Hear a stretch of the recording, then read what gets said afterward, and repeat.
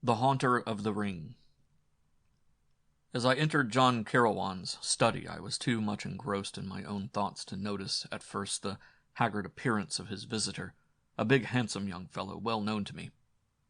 "Hello, Carawan," I greeted. "Hello, Gordon. Haven't seen you for a while. How's Evelyn?" And before he could answer, still on the crest of the enthusiasm which had brought me here, I exclaimed, "Look here, you fellows, I've got something that will make you stare. I got it from that robber, Ahmed Mektub. I paid high for it, but it's worth it. Look."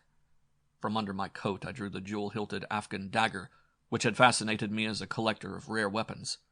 Carawan, familiar with my passion, showed only polite interest, but the effect on Gordon was shocking. With a strangled cry, he sprang up and backward, knocking the chair clattering to the floor. Fists clenched and countenance livid, he faced me, crying, "Keep back! Get away from me, or—" I was frozen in my tracks. "What in the—" I began bewilderedly, when Gordon, with another amazing change of attitude, dropped into a chair and sank his head into his hands. I saw his heavy shoulders quiver. I stared helplessly from him to Carawan, who seemed equally dumbfounded. "Is he drunk?" I asked. Carawan shook his head and, filling a brandy glass, offered it to the man. Gordon looked up with haggard eyes, seized the drink, and gulped it down like a man half famished. Then he straightened up and looked at us, shamefacedly. "I'm sorry I went off my handle, O'Donnell," he said. "It was the unexpected shock of you drawing that knife." "Well," I retorted with some disgust, "I suppose you thought I was going to stab you with it." "Yes, I did." Then at the utter blank expression on my face, he added, "Oh, I didn't actually think that. At least I didn't reach that conclusion by any process of reasoning. It was just the blind primitive instinct of a hunted man against whom anyone's hand may be turned." His strange words and the despairing way he said them sent a queer shiver of nameless apprehension down my spine. "What are you talking about?" I demanded uneasily. "Hunted? For what? You never committed a crime in your life." "Not in this life, perhaps," he muttered. "What do you mean?" "What if retribution for a black crime committed in a previous life were hounding me?" he muttered.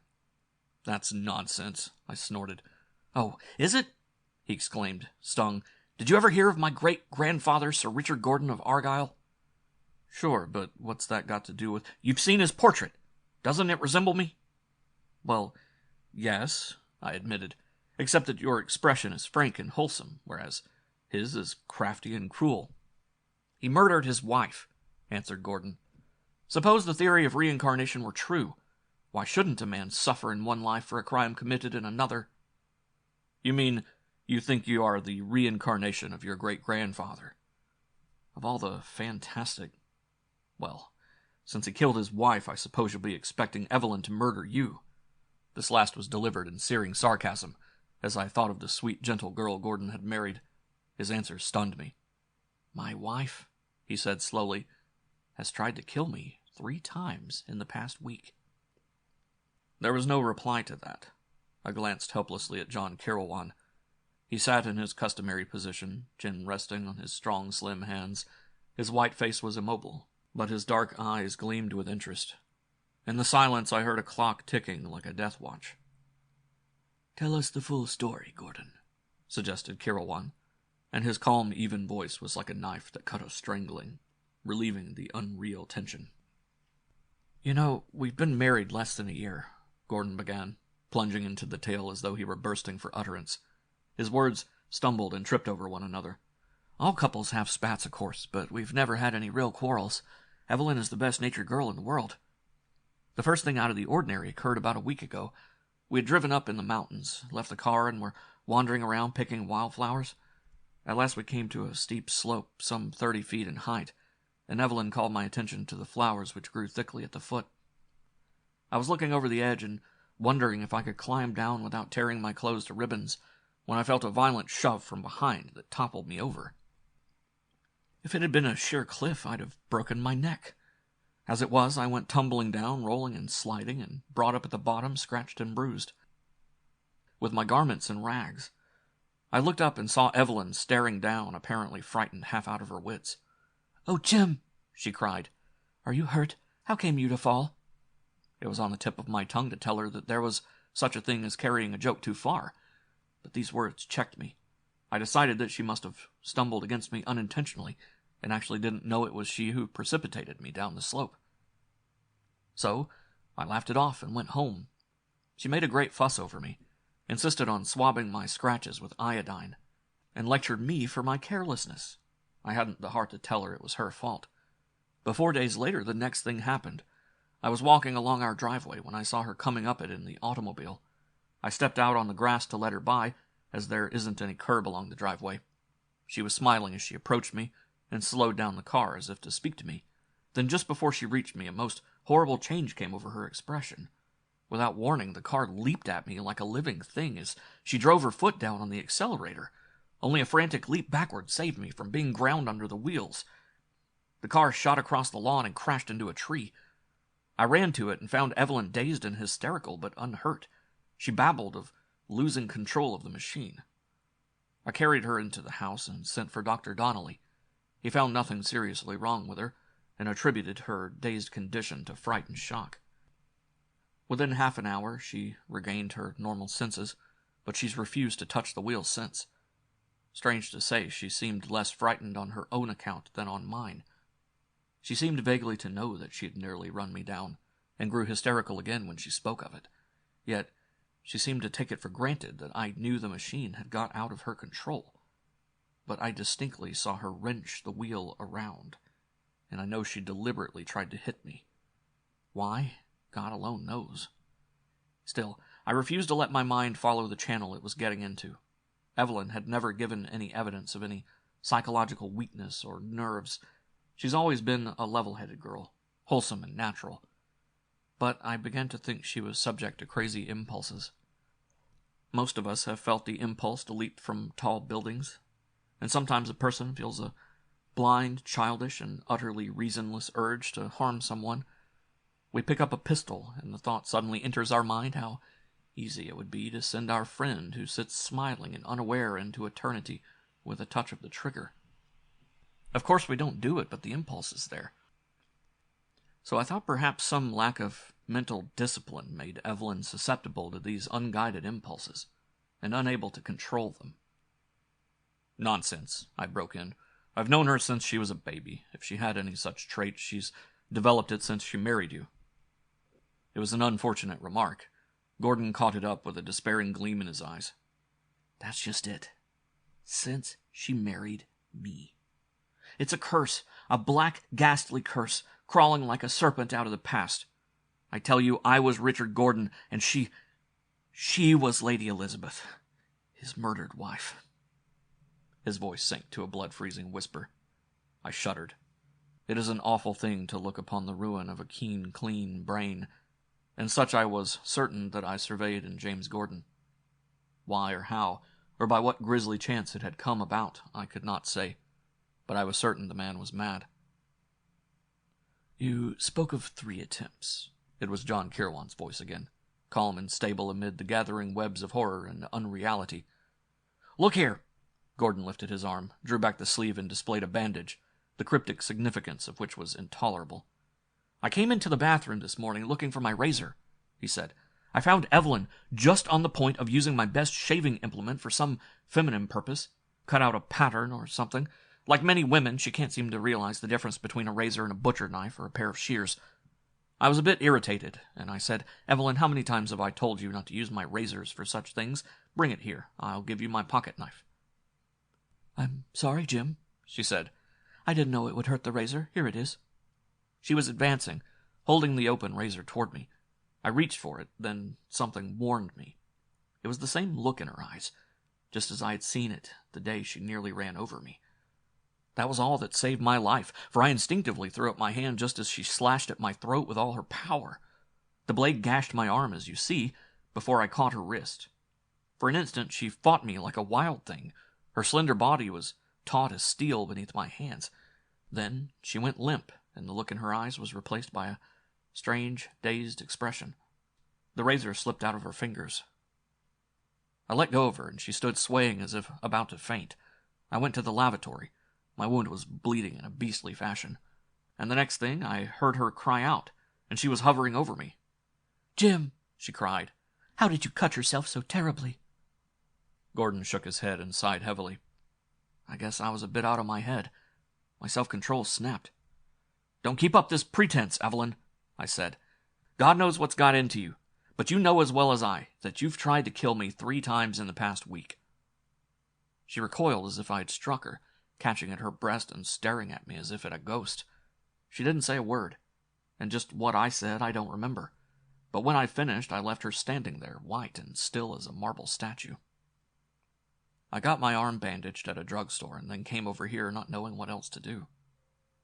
Kirawan, O'Donnell, it's damnable. Either my wife is subject to fits of insanity—" He choked on the word. "No, I can't believe it. Ordinarily, her eyes are too clear and level. Too utterly sane. But every time she has an opportunity to harm me, she seems to become a temporary maniac."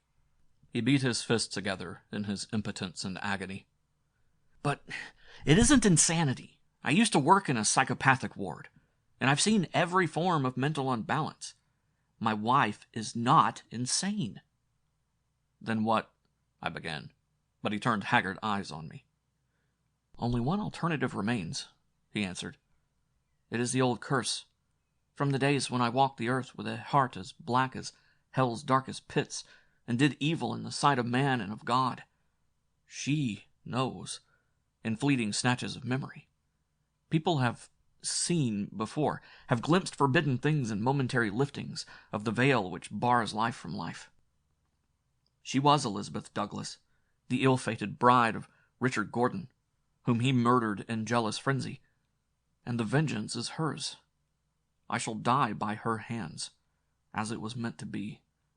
And she—" He bowed his head in his hands. "Just a moment." It was Kirawan again. "You have mentioned a strange look in your wife's eyes. What sort of a look? Was it of maniacal frenzy?" Gordon shook his head. "It was an utter blankness. All the life and intelligence simply vanished, leaving her eyes dark wells of emptiness." Kirawan nodded and asked a seemingly irrelevant question. "Have you any enemies?" "Not that I know of." "You forgot Joseph Rolock," I said. "I can't imagine that elegant sophisticate going to the trouble of doing you actual harm, but I have an idea that if he could discomfort you without any physical effort on his part, he'd do it with a right good will." Kirawan turned on me an eye that had suddenly become piercing. "And who is this Joseph Rolock?"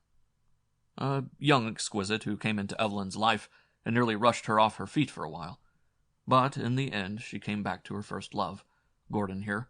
Rolock took it pretty hard. For all his suaveness, there's a streak of violence and passion in the man that might have cropped out but for his infernal indolence and blasé indifference." "Oh, there's nothing to be said against Rolock," interrupted Gordon impatiently. "He must know that Evelyn never really loved him. He merely fascinated her temporarily with his romantic Latin air." "Not exactly Latin, Jim," I protested. "Rolock does look foreign, but it isn't Latin. It's almost Oriental." "Well, what has Rolock to do with this matter?" Gordon snarled with the irascibility of frayed nerves. "He's been as friendly as a man could be since Evelyn and I were married. In fact, only a week ago he sent her a ring which he said was a peace offering and a belated wedding gift. Said that, after all, her jilting him was a greater misfortune for her than it was for him. The conceited jackass."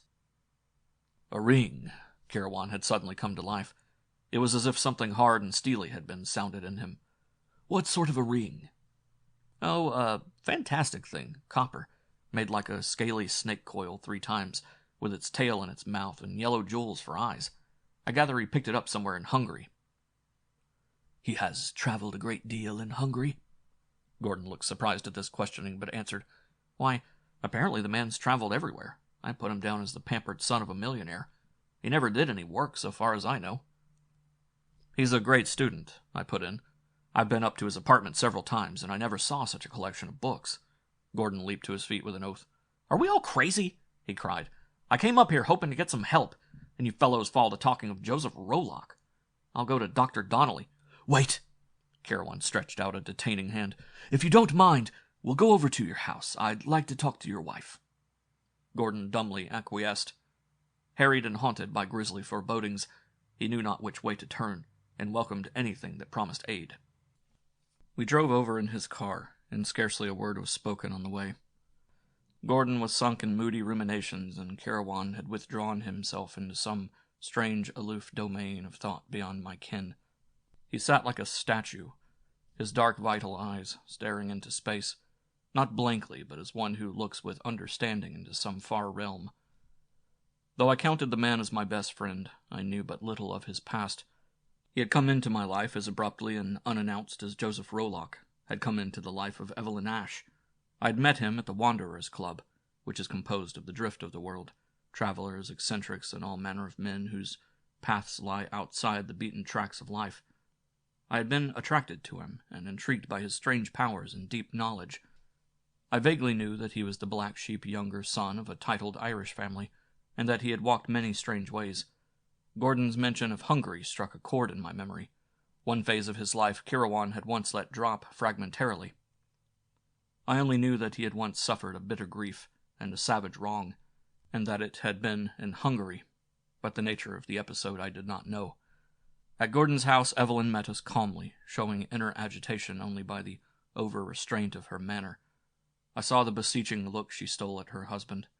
She was a slender, soft-spoken girl whose dark eyes were always vibrant and alight with emotion. That child tried to murder her adored husband? The idea was monstrous. Again, I was convinced that James Gordon himself was deranged. Following Carawan's lead, we made a pretense of small talk, as if we had casually dropped in, but I felt that Evelyn was not deceived. Our conversation rang false and hollow, and presently Carawan said, "Mrs. Gordon, that is a remarkable ring you are wearing. Do you mind if I look at it?" "I'll have to give you my hand," she laughed. "I've been trying to get it off today, and it won't come off." She held out her slim white hand for Carawan's inspection, and his face was immobile as he looked at the metal snake that coiled about her slim finger. He did not touch it. I myself was aware of an unaccountable repulsion. There was something almost obscene about that dull, copperish reptile wound about the girl's white finger. "It's evil-looking, isn't it?" She involuntarily shivered. "At first I liked it, but now I can hardly bear to look at it. If I can get it off, I intend to return it to Joseph. Mr. Rolock." Carawan was about to make some reply when the doorbell rang. Gordon jumped as if shot, and Evelyn rose quickly. "I'll answer it, Jim. I know who it is." She returned an instant later with two more mutual friends, those inseparable cronies, Dr. Donnelly, whose burly body, jovial manner, and booming voice were combined with as keen a brain as any in the profession, and Bill Bain, elderly, lean, wiry, acidly witty. Both were old friends of the Ash family. Dr. Donnelly had ushered Evelyn into the world, and Bain was always Uncle Bill to her. "Howdy, Jim. Howdy, Mr. Carawan," roared Donnelly. "Hey, O'Donnell, have you got any firearms with you? Last time you nearly blew my head off showing me an old flintlock pistol that wasn't supposed to be loaded." "Dr. Donnelly!" We all turned. Evelyn was standing beside a wide table, holding it as if for support. Her face was white. Our badinage ceased instantly. A sudden tension was in the air. "Dr. Donnelly," she repeated, holding her voice steady by an effort. "I sent for you and Uncle Bill for the same reason for which I know Jim has brought Mr. Carawan and Michael. There is a matter Jim and I can no longer deal with alone. There is something between us, something black and ghastly and terrible." "What are you talking about, girl?" All the levity was gone from Donnelly's great voice. "My husband," she choked, then went blindly on. "My husband has accused me of trying to murder him." The silence that fell was broken by Bain's sudden and energetic rise. His eyes blazed and his fists quivered. "You young pup," he shouted at Gordon. "I'll knock the living daylights." "Sit down, Bill." Donnelly's huge hand crushed his smaller companion back into his chair. "No use going off half-cocked. Go ahead, honey." "We need help. We cannot carry this thing alone." A shadow crossed her comely face. "This morning Jim's arm was badly cut. He said I did it. I don't know. I was handing him the razor. Then I must have fainted. At least everything faded away. When I came to myself, he was washing his arm in the lavatory, and he accused me of trying to kill him." "Why, the young fool!" barked the belligerent Bane. "Hasn't he sense enough to know that if you did cut him, it was an accident?" "Shut up, won't you?" snorted Donnelly. "Honey, did you say you fainted? That isn't like you." "I've been having fainting spells," she answered. "The first time was when we were in the mountains and Jim fell down a cliff. We were standing on the edge. Then everything went black, and when my sight cleared, he was rolling down the slope." She shuddered at the recollection. "Then, when I lost control of the car and it crashed into the tree, you remember, Jim called you over." Dr. Donnelly nodded his head ponderously. "I don't remember you ever having fainting spells before." "But Jim says I pushed him over the cliff," she cried hysterically. "He says I tried to run him down in the car. He says I purposely slashed him with the razor." Dr. Donnelly turned perplexedly toward the wretched Gordon. "How about it, son?" "God help me," Gordon burst out in agony. "It's true." "Why, you lying hound!" It was Bane who gave tongue, leaping again to his feet. "If you want a divorce, why don't you get it in a decent way, instead of resorting to these despicable tactics?" "Damn you!" roared Gordon, lunging up and losing control of himself completely. "If you say that, I'll tear your jugular out."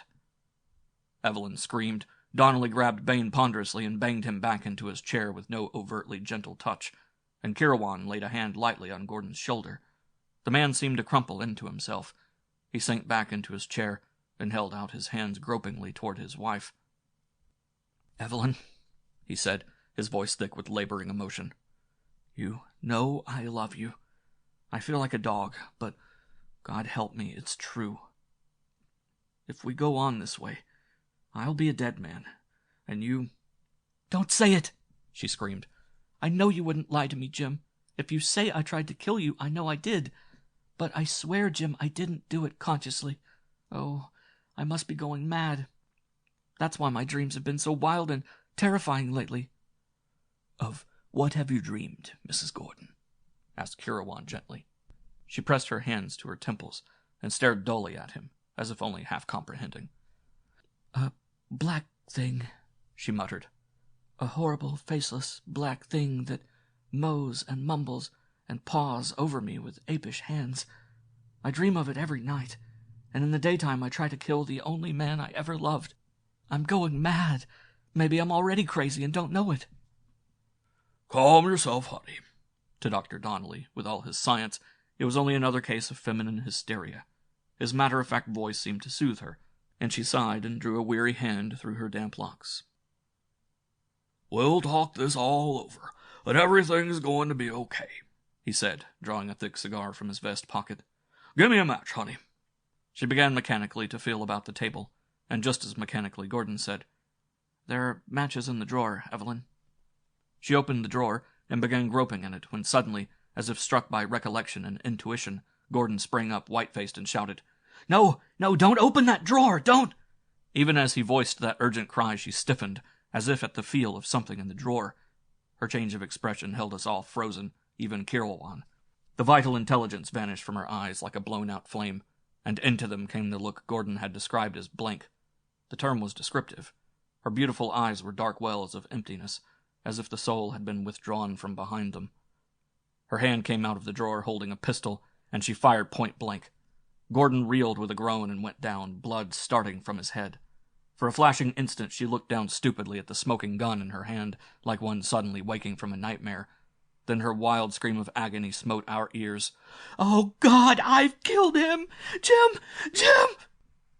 She reached him before any of us, throwing herself on her knees and cradling his bloody head in her arms while she sobbed in an unbearable passion of horror and anguish. The emptiness was gone from her eyes. They were alive and dilated with grief and terror. I was making toward my prostrate friend with Donnelly and Bane, but Kirawan caught my arm. His face was no longer immobile.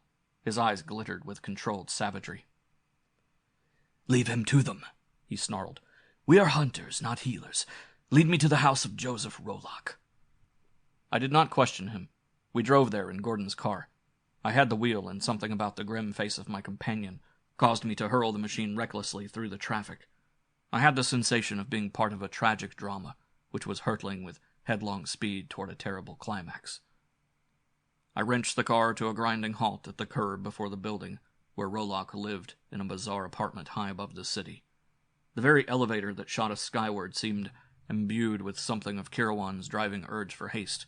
I pointed out Rollock's door, and he cast it open without knocking and shouldered his way in. I was close at his heels.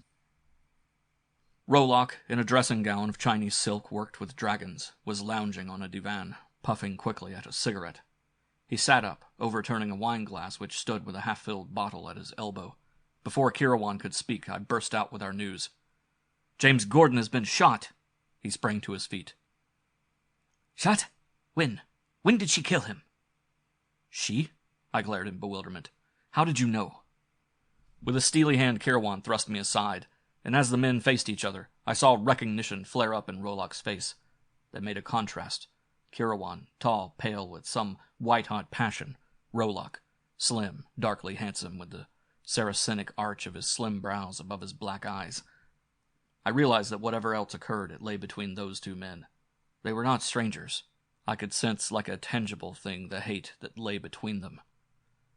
"John Kirawan," softly whispered Rollock. "You remember me, Yosef Rollock." Only an iron control kept Kirawan's voice steady. The other merely stared at him without speaking. "Years ago," said Kirawan more deliberately, "when we delved in the dark mysteries together in Budapest, I saw whither you were drifting. I drew back. I would not descend to the foul depths of forbidden occultism and diabolism to which you sank.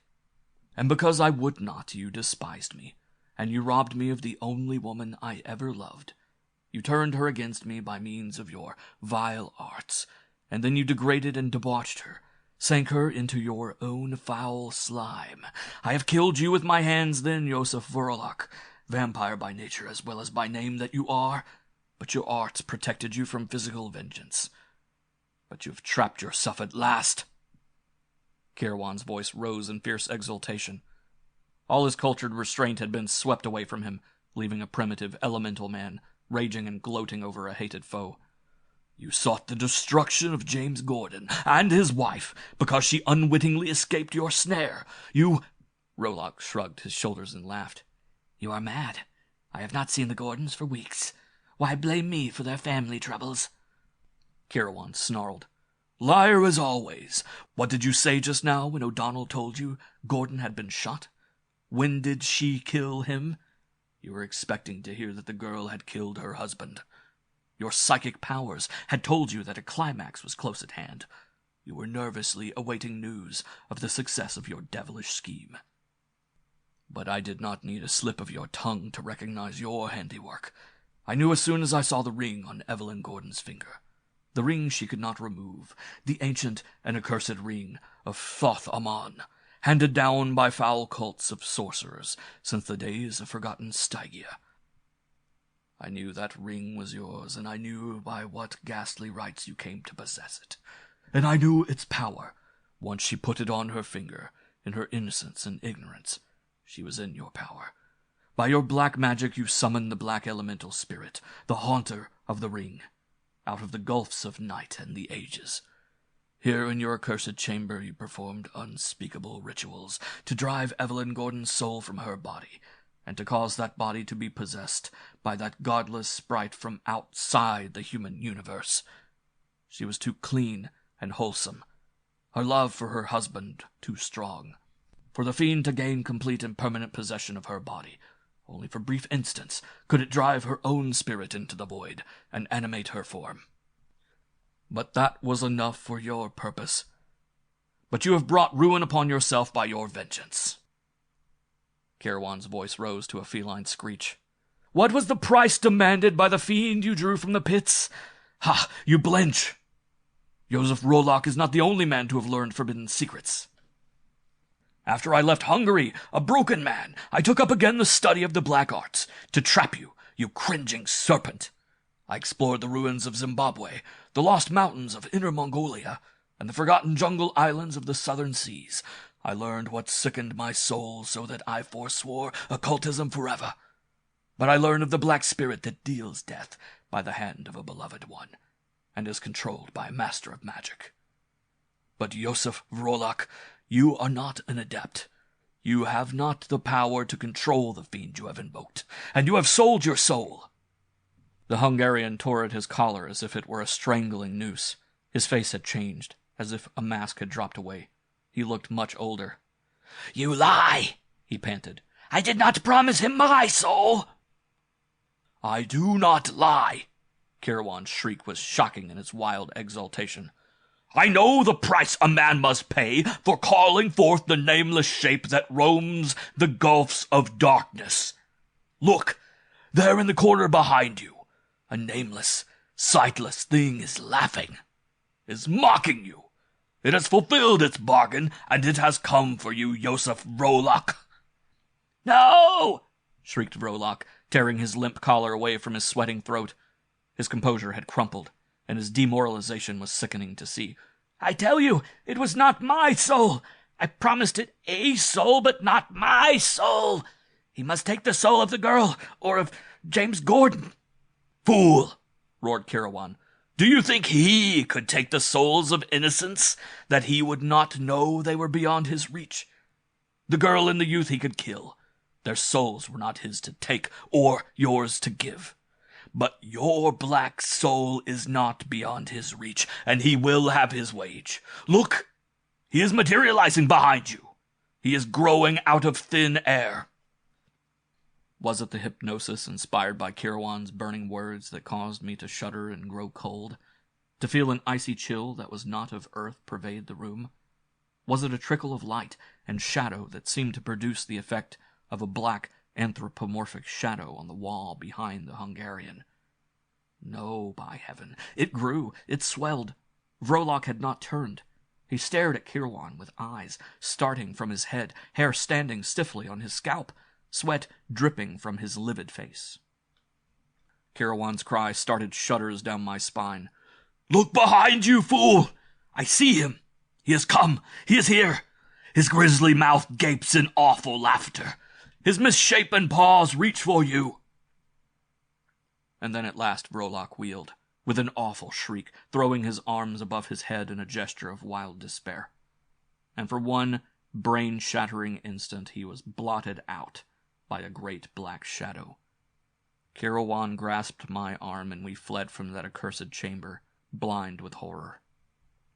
The same paper which bore a brief item telling of James Gordon having suffered a slight scalp wound by the accidental discharge of a pistol in his home headlined the sudden death of Joseph Vrolak, wealthy and eccentric clubman, in his sumptuous apartments, apparently from heart failure. I read it at breakfast while I drank cup after cup of black coffee from a hand that was not too steady, even after the lapse of a night. Across the table from me, Kirwan likewise seemed to lack appetite. He brooded, as if he roamed again through the bygone years. "Gordon's fantastic theory of reincarnation was wild enough," I said at last, "but the actual facts were still more incredible. Tell me, Kirwan, was that last scene the result of hypnosis? Was it the power of your words that made me seem to see a black horror grow out of the air and rip Joseph Vrolak's soul from his living body?" He shook his head. "No human hypnotism would strike that black-hearted devil dead on the floor. No, there are beings outside the ken of common humanity, foul shapes of transcosmic evil. Such a one it was with which Vrolak dealt." "But how could it claim his soul?" I persisted.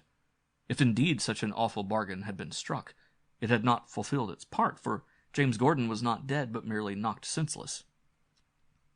"Vrolak did not know it," answered Kirwan. "He thought that Gordon was dead, and I convinced him that he himself had been trapped and was doomed.